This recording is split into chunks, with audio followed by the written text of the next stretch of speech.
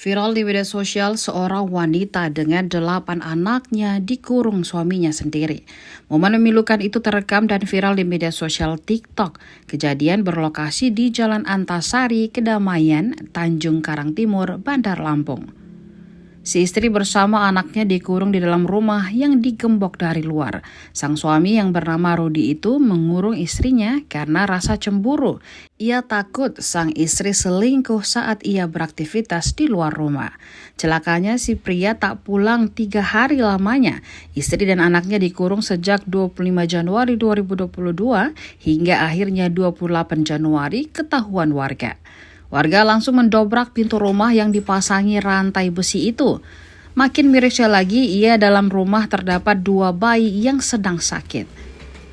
Belum lagi balita lainnya yang juga mengalami kelaparan. Diungkap warga setempat, ternyata 3 anak yang paling besar diizinkan keluar dari rumah setiap hari untuk bersekolah saja.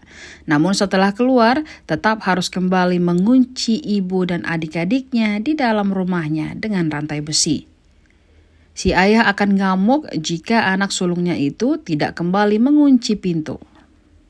Untungnya polisi bergerak cepat dengan menggiring Rudi ke Mapolsek Tanjung Karang Timur. Kapolsek Tanjung Karang Timur Doni Arianto menjelaskan bahwa Rudi mengurung istrinya dan anaknya karena terlalu posesif atau cemburu takut sang istri main belakang dengan pria lain.